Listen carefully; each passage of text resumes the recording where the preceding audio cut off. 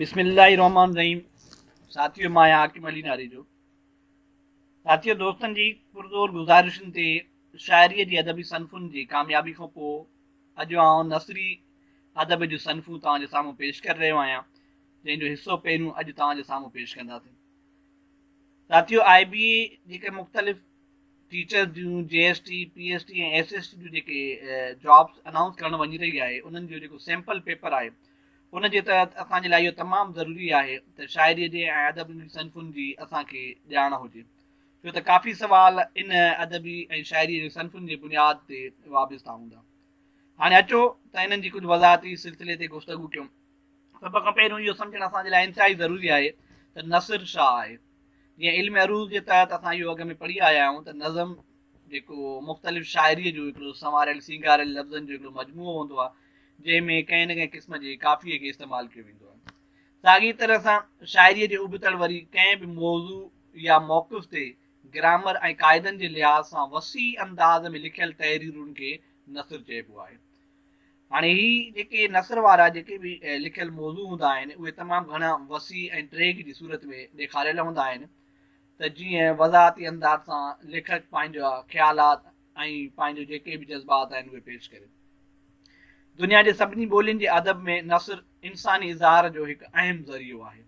अचो त अॼु असां नसर जे कुझु अहम सनफ़ुनि ते गुफ़्तगू कयूं। सभ खां पहिरियों जंहिं सनफ़ ते डिस्कस कंदासीं उहा आहे आर्टिकल या मज़मून, जंहिंखे असां मज़मून नवेसी पिणु चऊं था पिया। मज़मून लफ़्ज़ जी माना आहे कोशिश। इन ई तरह इस्तिलाही लिहाज़ सां कंहिं मख़सूस मौज़ूअ ते पंहिंजूं सोचूं ऐं जज़्बात लिखण जी कोशिश खे मज़मून चइबो आहे। आमतौर मज़मून हिकु मुनासिब ड्रेग वारे नसर जी तहरीर आहे, जंहिंमें लेखक कंहिं बि मौज़ूअ खे पंहिंजी पसंदि ऐं मुताले मुशाहिदे सां बयानु कंदो आहे। मज़मून बेशक तारीख़ी, सवानी, समाजी, अदबी या फ़लसफ़ियाना हुजे, पर मज़मून निगार जे ख़्यालनि ऐं सोचुनि जो अक्स संदन तहरीर में चिटो ॾिसबो आहे। मज़मून खे उर्दू में इंशा परदाज़ी चइबो आहे।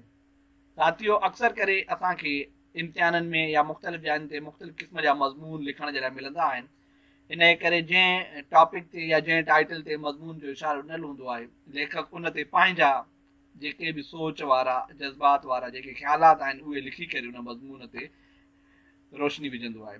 जेकॾहिं असां कंहिंजो रटियल मज़मून लिखूं था पिया त उहो मज़मून सां नाइंसाफ़ी वारो अंदाज़ हूंदो, छो त मज़मून जे लाइ लेखक जो पंहिंजे जज़्बात ऐं ख़्यालनि जो इज़हार करणु तमामु ज़रूरी हूंदो आहे। मज़मून खां पोइ असांजो ॿियो जेको सनफ़ुनि जो जेको क़िस्म आहे उहो आहे मकालो। हाणे अचो त मकालो छा आहे, हुन ते कुझु गुफ़्तगू कयूं। मकालो लफ़्ज़ कोल मां वरितल आहे। तहक़ीक़ी अंदाज़ ऐं फ़नी शिनशान सां नसर में लिखियल तहरीर या लेख खे मकालो चइबो आहे। अक्सर करे साथियों, तव्हांखे ख़बर हूंदी त जॾहिं कंहिंजो को कोल असां वरजाईंदा आहियूं त उन कोल खे उन जे चवण वारे जे नाले सां असां मुसाबत ॾींदा आहियूं या उन सां ई उनखे असां जोड़ींदा आहियूं, छो त कोल चवण वारे जो हिकिड़ो पंहिंजो तहक़ीक़ी या इन सम्झो तहक़ीक़ रिसर्च जे बुनियाद ते चयल हिकिड़ो फ़िक्रो हूंदो आहे, जेको उन सां ई वाबस्ता हूंदो आहे। अहिड़े ई तरह सां मकालो पंहिंजे मौज़ूअ जो उसूली ऐं अमली तज्ज़ियो आहे, जंहिंजो मक़सदु मज़बूत दलीलनि सां तहक़ीक़ी शिनशान ऐं मौक़िफ़ जी चिटाई हूंदो आहे।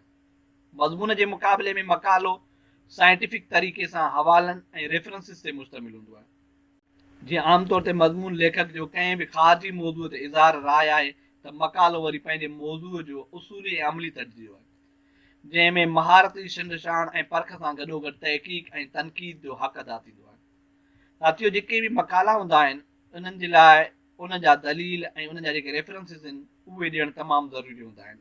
उन्हनि खां अलावा मकालो अणपूरो या नामुकम्मल या ईअं सम्झो त बेअसर साबित थींदो आहे। इहो ज़रूरी हूंदो आहे त मकालनि ते दलीलनि ऐं रेफरेंसिस जा हवाला ॾियणु तमामु ज़रूरी हूंदो आहे। साथियों, हाणे अचो त मकालमो छा आहे, हुन ते गुफ़्तगू कयूं। मकालमो लफ़्ज़ कलाम मां वरितल आहे। अदबी इस्तिलाह जे बुनियाद ते उहा नसर जंहिंमें ॿ या ॿिनि खां वधीक माण्हुनि जे बयान खे मज़मून जी सूरत में लिखण खे मकालमो चइबो आहे। जहिड़ी तरह मकालो कंहिं बि माण्हूअ जी पंहिंजी तहक़ीक़ ऐं पंहिंजी खोजना जे बुनियाद ते तहक़ीक़ वारो हिकिड़ो दाइरो या मज़मून हूंदो आहे, त मकालमो वरी मुख़्तलिफ़ ॿिनि या ॿिनि खां वधीक माण्हुनि जी पंहिंजी कलाम वारी सूरत में या बयान वारी सूरत में या गुफ़्तगू वारी सूरत में सहिड़ियल हिकिड़ो मज़मून हूंदो आहे, जंहिंखे असां मकालमो चवंदा आहियूं। उन खां पोइ सफ़रनामो छा आहे, अचो उन ते गुफ़्तगू कयूं।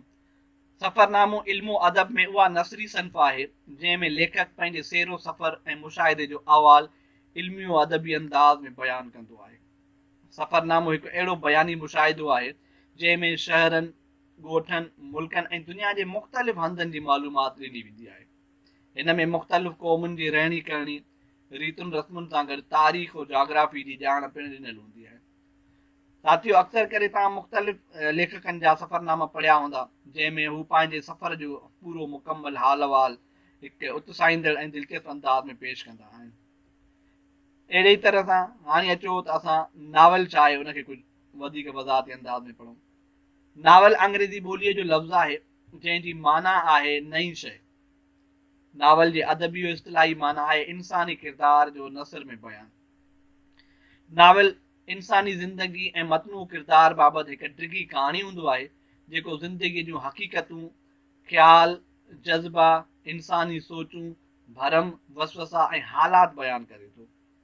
नावल में इनफरादी ज़िंदगियुनि जो बयानु हूंदो आहे पर उन मां इज्तिमाही ज़िंदगियुनि जो अक्स ज़ाहिर थींदो आहे। नावल रोमानवी, नफ़्सियाती, ड्रामाई, जासूसी, सियासी, समाजी, मुआशी, इख़लाक़ी ऐं इस्लाही अंदाज़ ते मुश्तमिल हूंदा आहिनि। साथियो, जीअं हिन में हिकिड़ी शइ वाज़े करे आयासीं त असां त नावल हिकु डिघी कहाणी जेका ज़िंदगीअ जे हक़ीक़तुनि ऐं ख़्यालनि ते मुश्तमिल हुजे, दास्तान, अफ़सानो या किसो, हाणे अचो त उन्हनि जी वज़ाहत कयूं।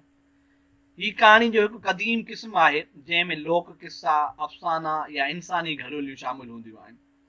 हिकु मुख़्तसिर कहाणी जेका ख़्याली किरदारनि ऐं ख़्याली वाक़िअनि ते मुश्तमिल हुजे उनखे अफ़सानो या किसो चइबो आहे, जॾहिं त ख़्याली किरदारनि ऐं वाक़िअनि ते मुश्तमिल डिघे किसे खे दास्तान चइबो आहे। अफ़साना या किसा मकान, ज़मान, अमल ऐं किरदार निगारी जे बुनियाद ते ज़िंदगी जे पहलुअनि खे ज़ाहिर करण लाइ हक़ीक़तुनि जे रंगुनि सां बयानु कयल हूंदा आहिनि। साथियो, नंढे हूंदे असां अक्सर करे पंहिंजी ॾाॾी नानीअ खां मुख़्तलिफ़ क़िस्म जूं परनि जूं कहाणियूं या देवनि जा किसा ॿुधंदा हुआसीं। इहे सभु असांजे हिननि अफ़साने, किसनि ऐं दास्तान वारी निशिस्त सां वाबस्ता आहिनि। हाणे अचो साथियो त ड्रामो छा आहे उन ते कुझु गुफ़्तगू कयूं। ड्रामो यूनानी लफ़्ज़ ड्राऊ मां निकितल आहे जंहिंजी माना आहे अमल या एक्शन। सिंधी में ड्रामे खे नाटक बि चइबो आहे।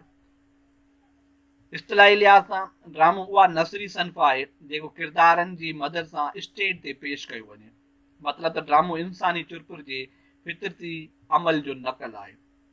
जॾहिं असां मुख़्तलिफ़ क़िस्म जे स्टेज ते परफॉर्म थींदड़ टेबलोस या ड्रामनि खे ॾिसूं था पिया त उन्हनि खे असां नसरी सन्फ़ जे बुनियाद ते ड्रामो सॾियूं था पिया।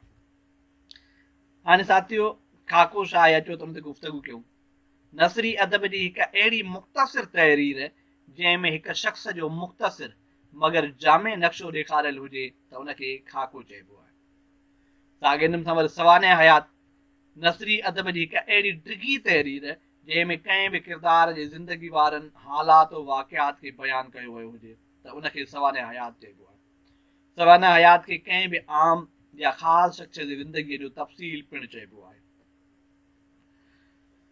साथियो, खाके ऐं सवाने हयात खां पोइ अचो त आतम कहाणी छा आहे उनजी ऑटोग्राफी खे असां डिस्कस में आणियूं। हाणे आतम कहाणी दरअसल नसरी अदब जी अहिड़ी तहरीर जंहिंमें लिखियल मौज़ू अहिड़ी तरह ॾेखारियल हुजे जो उन मां ज़ाहिर थिए त लिखंदड़ पंहिंजी कहाणी या पंहिंजो तजुर्बो पंहिंजे ई ज़बानी ॿुधाए रहियो आहे। त अहिड़े क़िस्म जे मौज़ूअ खे असां आतम कहाणी चवंदा आहियूं। अक्सर करे असां किताबनि में लूण जी आतम कहाणी, शींहं जी आतम कहाणी, मींहं जी आतम कहाणी या अहिड़े क़िस्म जे केतिरनि ई मुख़्तलिफ़ मौज़ूअनि खे असां पढ़ियो आहे जंहिंमें पढ़ंदड़ खे ईअं लॻंदो आहे त जंहिं शइ खे कहाणी मां पढ़ी रहियो आहियां त इहा पंहिंजी कहाणी पाण ॿुधाए रहियो आहे। हुन खां पोइ आहे ख़तूत नवेसी। नसरी अंदाज़ में ख़त लिखण जे कम खे ख़तूत नवेसी सॾियो वेंदो आहे। पुराणे दौर में अक्सर माण्हू पंहिंजा पैगाम लिखी पंहिंजे साथियुनि जे कबूतरनि या टपालियुनि जे ज़रिए मोकिलींदा हुआ, जेको अॼुकल्ह इंटरनेट ऐं मोबाइल जे आम थियण सां ईमेल जी शिकिल इख़्तियार करे वियो आहे। ख़त लिखण जो अमल अॼु बि पैगाम रसाई जो अहम ज़रियो आहे।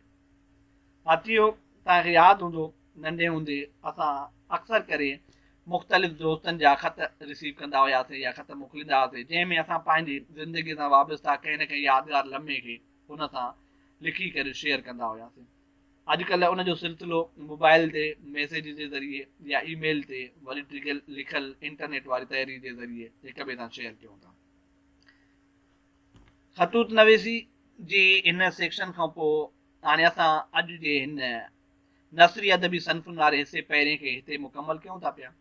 उमेदु आहे त हीअ जेके अॼु तव्हांजे साम्हूं नसरी सनफ़ूं बयानु कई वियूं आहिनि इहे तव्हांखे आसान अंदाज़ में सम्झ में आई हूंदियूं। जेकॾहिं अव्हांखे मुंहिंजी हीअ कोशिशि पसंदि आहे ऐं ईंदड़ टाइम में नसरी सनफ़ुनि जे हिसे ॿिए जी ज़रूरत अहम लॻी रही आहे त मुंहिंजे हिन चैनल खे सब्सक्राइब कयो ऐं बेल आइकन खे दॿायो त जीअं ईंदड़ टाइम में ॾिनल तव्हांखे जेका अदबी सनफ़ आहे उहा घुर्बल वक़्त ते मिली सघे ऐं उनजो तव्हां मुतालो करे सघो। इन ई तरह मूंखे ॾींदा इजाज़त। इंशाअल्लाह नेक्स्ट टाइम नेक्स्ट मौज़ू सां गॾु तव्हांजे साम्हूं पेश थींदासीं।